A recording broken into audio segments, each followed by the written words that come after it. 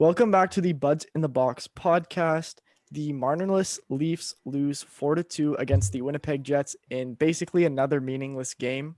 This guy said Marnerless. Oh my god! Well, Marner didn't play tonight. Yeah, that's No true. Ehlers either. What are you guys' first initial thoughts on the game?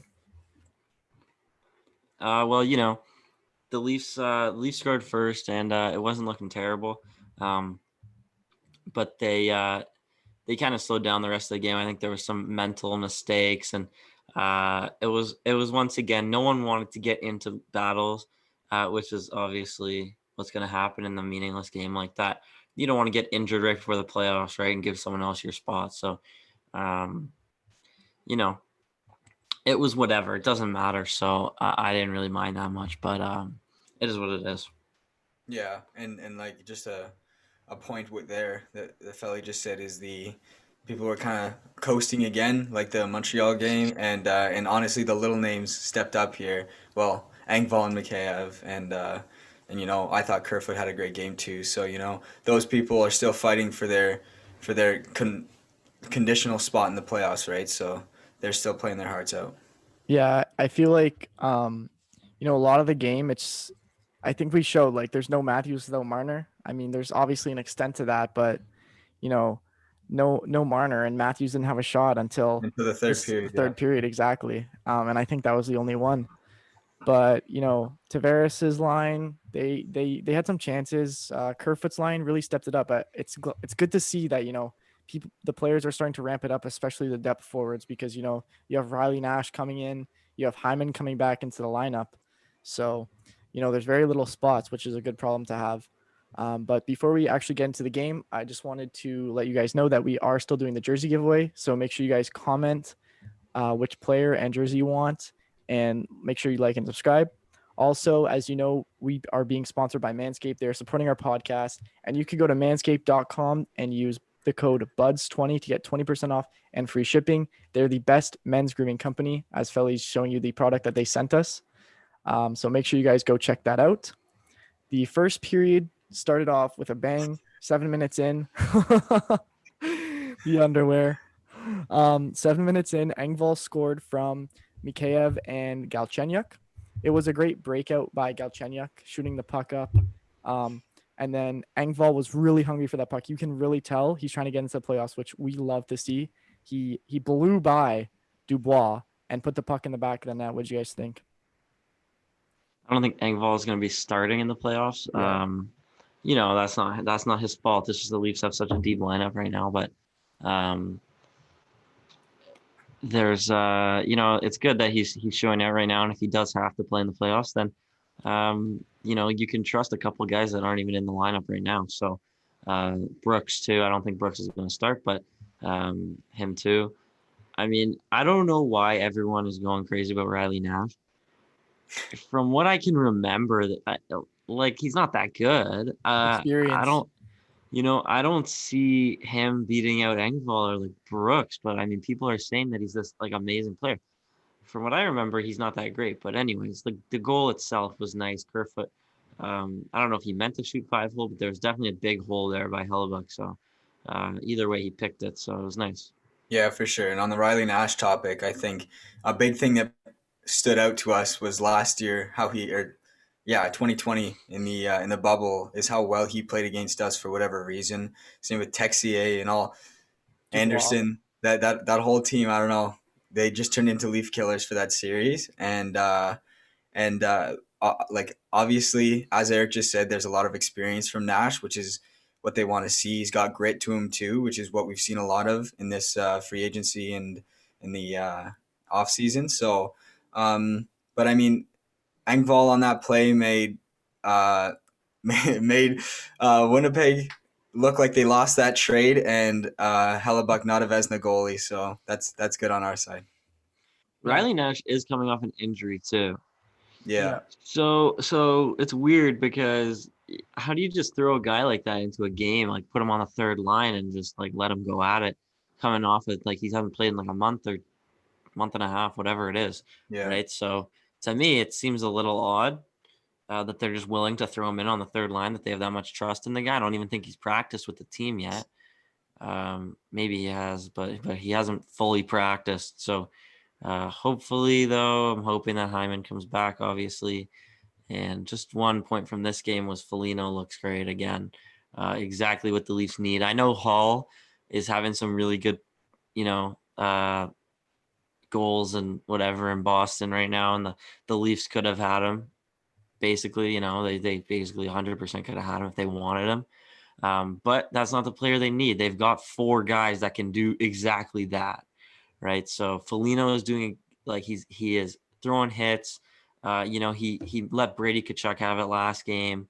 After throwing Marner into the bench. So, it was just that's a pickup that I think is really going to help in the playoffs. And I'll go over my playoff thoughts in a bit, but we'll continue on now. Yeah. And transitioning to the second period, this is where the Leafs or the goal scoring started to pick up. The Leafs started to pick up the shots and the offense in the third period. But Mason Appleton scores a minute in. Leaf killer. Leaf killer. Bad turnover by Morgan Riley. I guess we can get into Morgan Riley right now. I know you guys had a few things on your mind that you wanted to say about him. Yeah, well, it's not how Leaf fans are making him out to be. It's kind of like the I guess the Reimer and Kessel situation where he's not having a spectacular season, and now everyone hates him in Leaf media. That this was just one of his off periods, and then it turned out to be an off 2 periods. He played fine in the first, I personally thought, and but wait, was this goal in the first or the second? Second, yeah. So I thought he played fine in the first, and yeah, that was just I don't know. He kind of had his head down, looked for the sauce. It hit whoever assisted Appleton's goal, and that just sucks because that was just a gift for Winnipeg. It was some new guy that they had. I think his last name was like Oh Tornado yeah, or something. Yeah. Well, Riley's stats that game just showed. I mean, he was -3, right, Jude? Yeah. So everyone has bad games once in a while, and Riley's not by any means a bad defenseman. It can't hurt to have Riley on the ice at any point in time. That game, it did a little bit, but that's not going to happen often. I don't think we've really critiqued him once throughout 50 podcasts. So, he's usually having it. Listen, if you don't notice him, it's a good thing. That's what it is with defensemen usually. If you notice a defenseman in a game, often it's because they suck and they're making turnovers or making bad plays in their own end, or they're offensively going crazy. That's why we rarely bring up TJ Brody. We try to acknowledge him as much as we can, but it's good that we, he's not being acknowledged that much, because that means he's not making mistakes ever. He has the 4th best plus minus in the entire league, TJ Brody.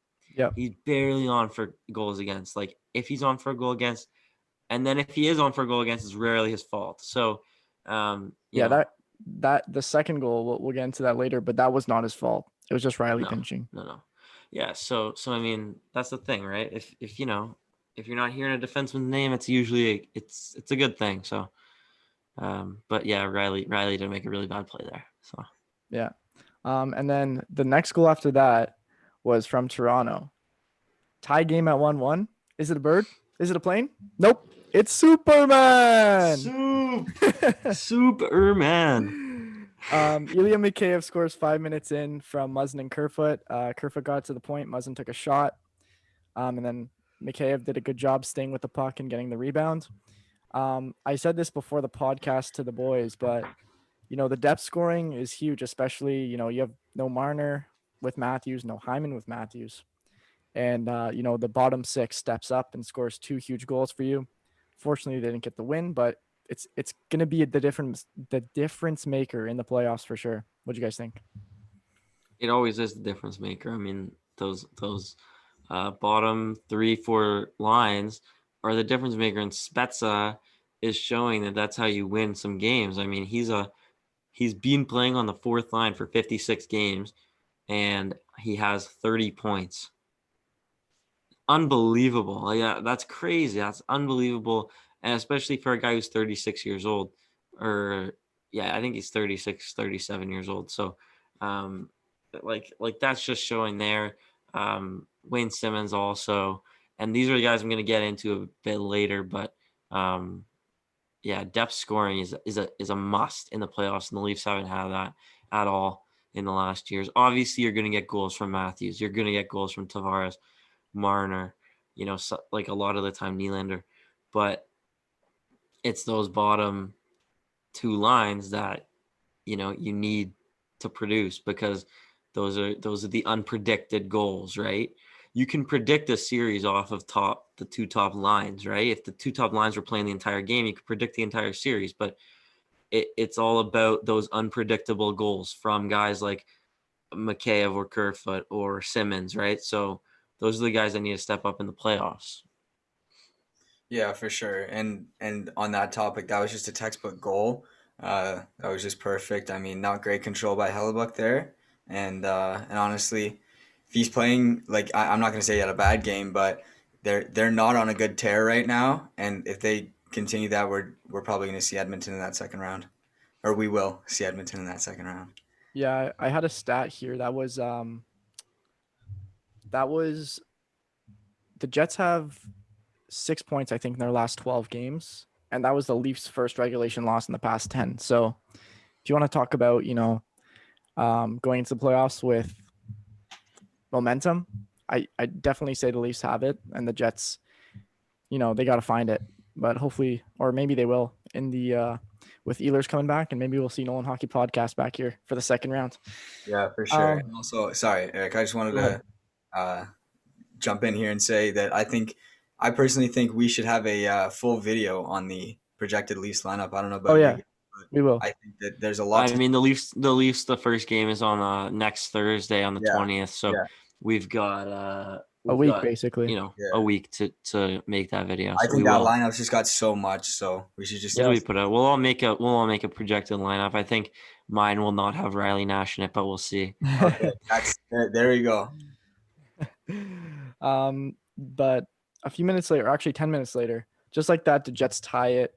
A god awful Riley pinch leads to a 2-on-1 with Scheifele and Kyle Connor. Scheifele gets the pass off early. Brody does his usual, lay on the ground, and that usually works. But this time Scheifele passed it early, and Kyle Connor just went past Jack Campbell, who thought he was getting a shot. What'd you guys think? Campbell bit pretty hard, but whatever. I found that those first two goals for Campbell, he kind of panicked when the puck was in tight there. And it sucks to see Campbell lose because he's had such good numbers. Like, it just sucks. Like, maybe if they didn't play him this game, his numbers would have a little better, but whatever. But I thought when the puck was like right there in below the hash marks, he was, I would like to see numbers of his from when shots are coming from below the hash marks, when it's not like a tip or like a scramble puck, because it seems like, I mean, that's obviously a high percentage place to score from, but both times that the puck was in there, he let in a goal. So on the first goal and on the second goal. So not great on his part, but also what can you do? He's left out completely to dry there. And that's all Riley's pinch on that play. Nothing Brody could do, nothing Campbell could really do. If he got the flying poke check off, would have been cool, but no goalie is going to save that in the entire NHL ever. So 9 out of 10 times that's going in. So whatever, it is what it is. Well, I mean, those are two of the best players on the Winnipeg Jets on a 2-on-1 there. Their leading scorer, Kyle Connor, I mean, he's going to make a goalie bite. He's no Austin Matthews, but as we know, but he is the leading scorer on that entire roster. So you leave him alone with a goalie, he can probably make them bite like that. And then also the Appleton goal, like Appleton's not a big name, but you look at the Engvall goal, that was a terrible goal. If that went in, like we'd be ripping Campbell probably. So that's a fast break shot that Hellebuck should have had. So I mean, even though there like it is good to dive into the like the ESG or ESP, like expected save percentage and all that stuff. Campbell's the best on the Leafs. So that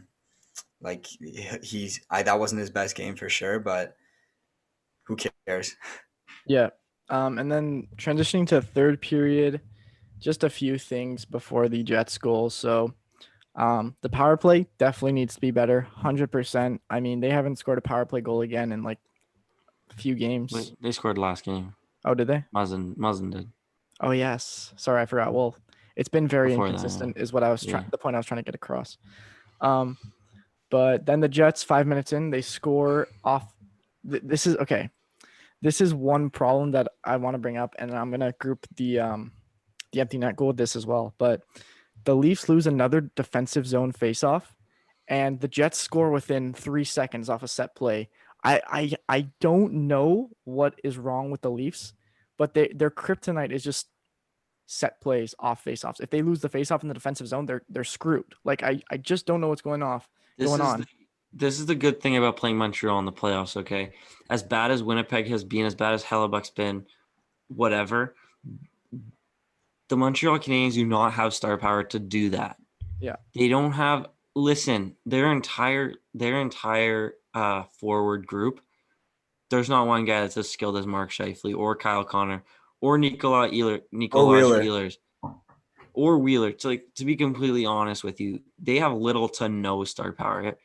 The one guy that I could see doing that on the entire Montreal Canadiens team is Nick Suzuki, and Nick Suzuki is very inconsistent. So that's why when you bring up that point, it makes me feel a bit better about playing Montreal. But anyway.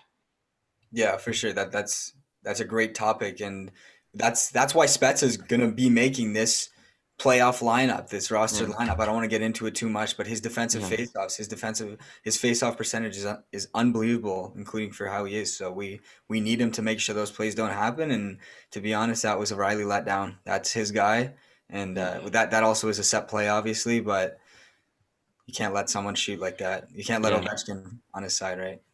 No, exactly. On that topic, though, just quickly about I know I said I was going to say who I thought I need to stand out in the playoffs, and I have two guys because I think at this point we know that Hyman is for sure.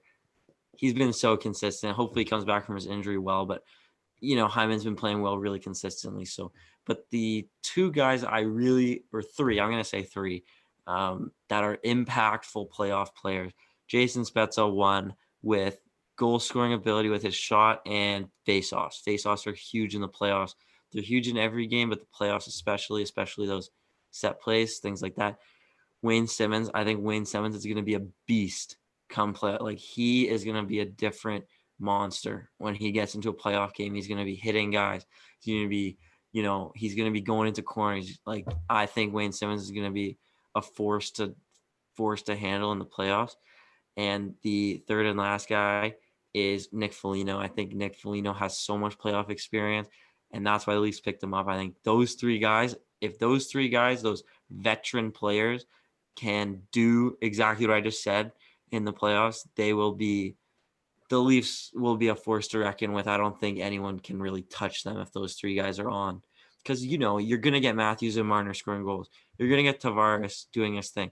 But those three guys, I think, are going to be complete difference makers. Yeah. And just to finish off the game, the empty net goal, I don't remember who scored it, but it doesn't really matter. It was some random guy. Yeah. I think it was like Hark something. But yeah. Harkins. Yeah, Harkins. First goal in 50 games, whatever. That basically does it. That 4-2 loss wraps up the Leafs season, and we made it through the regular season, and now we are going into the playoffs. So it's definitely going to be a fun ride. Come along with the journey.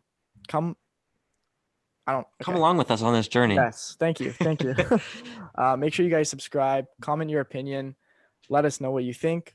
This has been the Buds in the Box podcast. Thank you guys for watching or listening, and we will see you guys next time. Go Leafs, go in the playoffs.